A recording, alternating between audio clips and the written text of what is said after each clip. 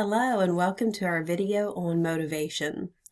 We're about 2/3 of the way through the semester right now, so this is a chapter that will be helpful to you as college students as well as future teachers. So let's delve into motivation. We're going to be looking at what is it, we're going to be looking at the difference between intrinsic and extrinsic, and then really delving into how you can intrinsically motivate your students. So, what is motivation? I like this definition because it's short and it tells a lot. So motivation is really anything, right? We all are motivated by different things. So it's anything that energizes you, directs you, and sustains you. Let's take a deeper look at those three verbs: energizes, directs, and sustains. On a daily basis, what is it that energizes you to get out of bed? What directs you to focus on your schoolwork? And what sustains you and keeps you going until the end of the day? Whatever that is your source of motivation. On a longer term scale, what was it that energized you to fill out a college application? What directed you to OU or to the College of Education? And what is going to sustain you until you graduate? So you can see long-term and short-term, motivation plays a pretty big role in our daily behaviors. You can also see that motivation is pretty big business. Whether you're in the business of motivational posters or books or speakers, everyone, employers, teachers, everyone is trying to figure out how to motivate people. So, I thought I'd start with a question. How would you describe a motivated person? What adjectives would you use? What do they look like? Well, let's take a look at what research says in terms of what do motivated people look like. First of all, in terms of how it can affect student learning, the way you can spot your students that are motivated. These are often your students who are goal-directed. They tend to have a goal in mind. Now that goal could vary. The goal could be a certain GPA. The goal could be eligibility for sports. The goal could be honor roll or acceptance into a certain college. Or making their parents happy. But the mere fact, if one of your students has some sort of goal that they're working towards, that is a sign or an indicator of some sort of motivation. Over here on the side, I'm showing you some pictures just to show you that teachers can do things to help their students become more goal-oriented. Whether you want to set up certain goals or tell them what their learning objectives are for the week so they know what it is they're reaching toward, or whether you want to help them track their goals. What else do we know about motivated students? Well, it also affects how hard they work, how much effort they put into their schoolwork. So when you're looking at your students, those who are putting in the most effort, those who are trying really hard even if they're struggling, that's also a sign of a motivated student.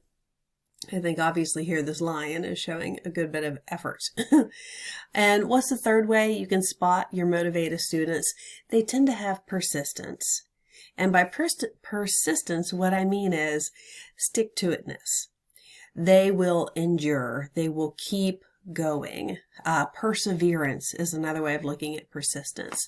So if you're comparing those two, effort is about how hard you work, and persistence is about how long you will keep trying. Okay?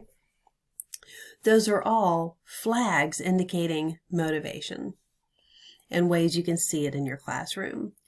Now, I love this quote. It's actually a proverb, but teachers open the door, you enter yourself.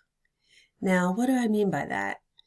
Well, I've read some student papers that say that motivation is 100% the job of the teachers. Not really. We can't force you to be motivated. All we can really do is open the door. We can provide you the opportunity. We can try to arrange a class that either has extrinsic or intrinsic motivators or both, but it is still up to the student to choose to participate. So it is in many ways a two-way street. So let's begin by looking a little bit deeper into this idea of extrinsic and intrinsic motivation. so we know the difference between them. And we're going to start with the extrinsic motivation. So remember, extrinsic is referring to the fact that it is outside of you, okay? It's external of you. The part of you that is extrinsically motivated is a part of you that is doing something to obtain something else. Let me see if I can make that point. So in the picture, you can see it's referring to someone who's running, right? Now, are they running because they want to go for a run? Or are they running to obtain something else, such as their freedom from being hurt by a bear? Okay, this is an extrinsic source of motivation, that you're running because you're being chased.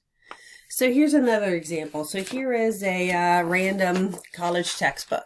Okay, it's creating literacy instruction for all students. When you sit down to read your textbook, why are you reading your textbook? If you're reading your textbook because it relates to a homework assignment, or if you're reading your textbook because you're studying for a test, or because you want to get a good grade, those are all extrinsic reasons to read your book. You're reading your book to obtain something else, which is perhaps a good grade. So, what are some extrinsic things that might make you want to study? Well, you can see I got a lot of ideas here from the clip art, whether it is that you want to graduate, that you want to participate in sports, perhaps you want to get A's or a certain GPA. Perhaps your parents give you money, or you need federal aid money. You have to get a certain GPA for that. Or perhaps it's just simply to have money to go somewhere and do something. Those are all extrinsic reasons to study. You're not studying because you want to study. You're studying because of these other things that you might get if you do study. Okay, so typically, extrinsically motivated students are focused on things like grades or approval. Now, I don't want you to get the idea that students are either extrinsic or intrinsic, because the reality is we're all both. You have an extrinsic side and you have an intrinsic side.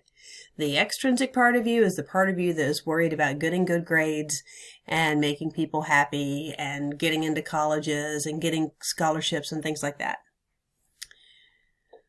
Okay, now this is also the side of you that is more heavily influenced by things like rewards and punishments.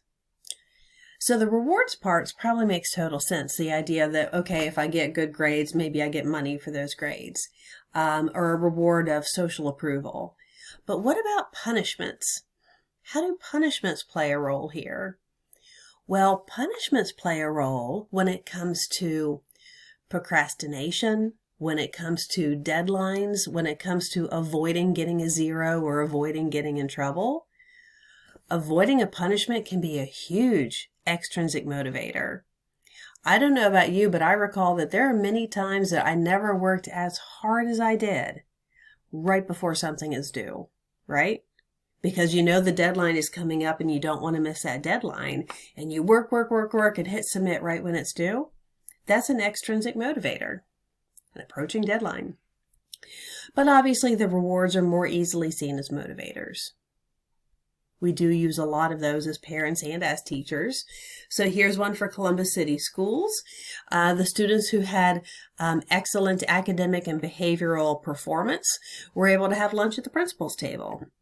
Now, I do like to point out this does really show that your rewards need to be age appropriate. This is a great reward for elementary and perhaps middle school. It would not be a great reward for high school students getting to eat lunch with the principal. So here's another one. At Como Elementary in Columbus City Schools, they were trying to reach a reading goal, and when they reached the reading goal, they got to slime their principal and their teacher, and you can see those pictures here. That's a great extrinsic motivator / reward for reading.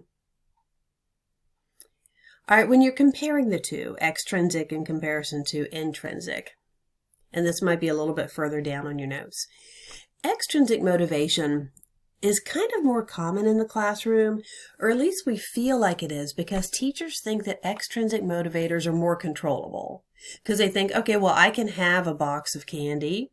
I can have a treasure box. I give grades. I give comments. I can even give certificates and trophies and things. We see this as something pretty tangible that we can hand out and control, right? I think that's why we tend to feel like it's used more. Extrinsic motivators can be great because they can be a lot of fun. They can add a lot of,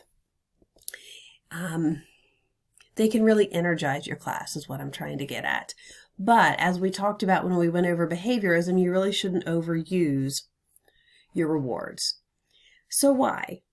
Why should we limit the use of these extrinsic motivators? If they get our students to work, if they cause our students to get their work done and do a good job, why should we limit them? Well, perhaps you're thinking about this kind of an idea here. So the teacher's saying, that's the correct answer, Billy, but I'm afraid you don't win anything for it. You don't want your students to always have their hands out wanting to know where their reward is, or doing something just for the reward. I've seen some classes that would have a reward system for every time you would raise your hand and ask a question, you would get some sort of a sticker, right? Or maybe a token for a point system. Well, they had a guest speaker come in, and then after the guest speaker was done, they said, so class, do you have any questions for our guest speaker? And they were quiet. And then someone said, do we get points if we have questions? And the teacher said no. And then they said, well, we don't have any questions then. Ugh. So you don't want that to be the only reason that they're doing things. But I don't want to give extrinsic motivators a bad rap. Why are they good? I mean, I've already said that they're fun. Can you think of any other reasons why they're beneficial? Well, I would say that pretty much any kind of motivator is good. I've got a really great video here from a class, a geography class geography class. And I think you can really see how this teacher is using motivators, extrinsic motivators, in a good way. It's a slow starter, but here it is. So they are minus 500 points, and we'll continue going in the same direction. So we'll actually pass it over to here. You can try or you can pass it.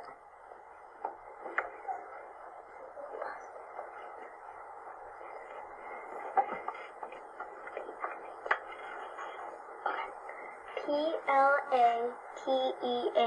You got it, and you just earned 500 points. Oh, yeah. My continent has the highest population. Oh.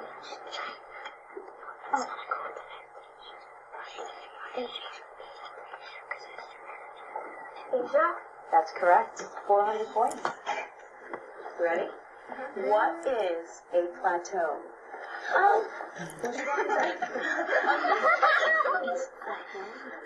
All right, so the reason I wanted to show that video, so she's using a game. There are a lot of extrinsic motivators there. So getting points to win the game, getting social approval from your peers and your teachers for getting it right, and let alone the competition fact of it. So one of the reasons why extrinsic motivators are good is, can you imagine any other circumstance where when you ask the question, what is a plateau, that you're going to have students clamoring to answer, oh, me, ooh, ooh, ooh, and they're excited to answer. And they're like high-fiving each other about spelling something correctly. You're not going to get that kind of energy in almost any other circumstance. So extrinsic motivators are good, but like this cartoon here shows, you got to make sure you're using the right ones that work for your students. And sometimes that can take a little trial and error. All right, next we have intrinsic motivation. So what do we need to know about it? How is it different? Here, that is when you do something for its own sake. I really like that definition. I think that tells you a lot about the difference here. So keep in mind, extrinsic, do something to obtain something else. Intrinsic, do something for its own sake. So what do I mean there? So here's this textbook again. And I said the extrinsic part of you is the part of you that reads this book because you need it for an assignment or you want to get a good grade, right? The intrinsic part of you is the part of you that reads this book because you want to read this book. because you want to know what's in this book, because you're interested in what's in this book. That's a big difference, okay? So this is the part of you that studies because you want to learn, or studies because you think it's interesting or somehow good for you, okay? And again, that's just a much different perspective. And also, I want to point out, students are not one way or the other. We are both. It's just you might be stronger on one side than on the other. Here's an example of intrinsic motivation. So I saw this listed on one of my local school sites. So it's saying our students are developing a love of learning for its own sake, thanks to an enriching curriculum. And they said, for instance, after reading The Indian in the Cupboard with his class, this first grader created a diorama. It was not an assignment. He wasn't doing it for points. He wasn't doing it for the teacher. It's something that he just did because he wanted to do. That is intrinsic motivation. All right, when it comes to intrinsic motivation, it is actually more beneficial to your students. It's more helpful to them because it resides within them. Wherever they go, they have it with them. Extrinsic motivation depends on somebody else. Someone has to give me a reward, someone has to give me a treasure box or a certificate, or where's my pat on the back? That's one thing. There was an employer survey done about 10 years ago, and one of the big complaints was they said that that generation of workers was looking for rewards, that they were, they wanted employee of the month and they wanted certificates and things. And you know what? Intrinsic motivation is better for you because you don't depend on anyone else to get it, to obtain it. It makes you tackle work more willingly. It makes you more eager to learn. Both of these are great things that we'd like to see in our students.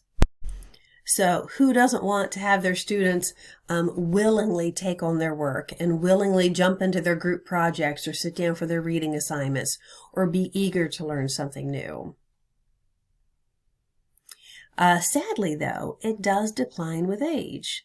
So basically, your younger students are going to be more intrinsically motivated than your older students. Let's look at some data over time. I like whenever I can to show you data to support these kinds of statements.